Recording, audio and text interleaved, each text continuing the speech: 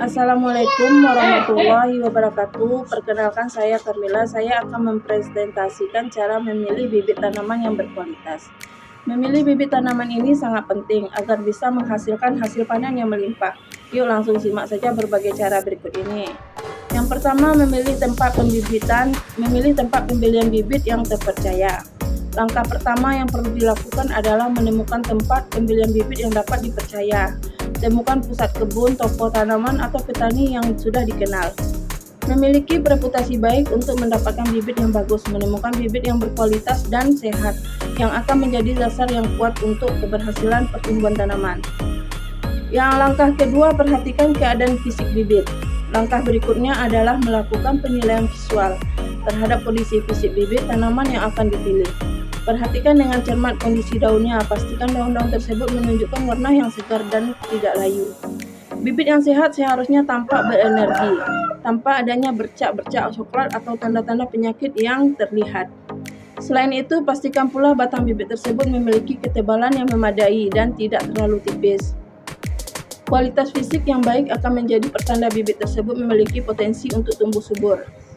Langkah yang ketiga, pilih bibit yang tidak terlalu besar atau terlalu kecil.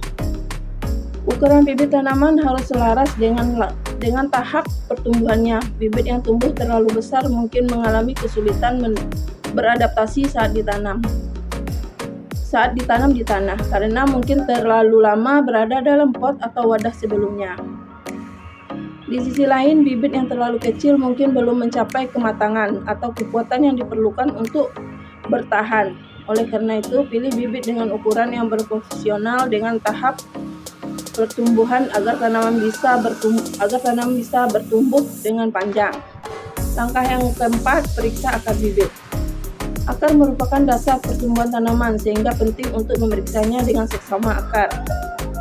Dalam kondisi baik, biasanya memiliki warna putih atau coklat muda dan teksturnya kuat saat dipegang.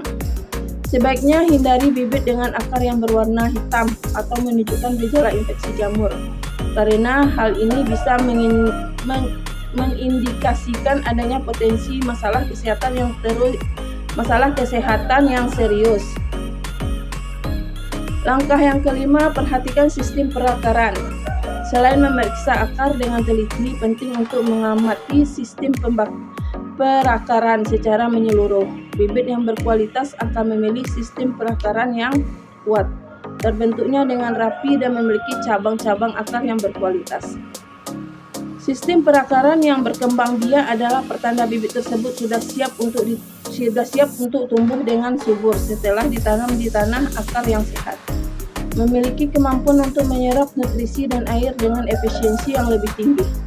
Ini memastikan tanaman memiliki akses yang memadai terhadap sumber daya yang dibutuhkan untuk pertumbuhannya. Langkah yang keenam, kenali sumber bibit. Memahami latar belakang bibit tanaman yang hendak dibeli merupakan pengetahuan yang penting. Tanyakan kepada penjual atau petani tentang asal-usul bibit tersebut.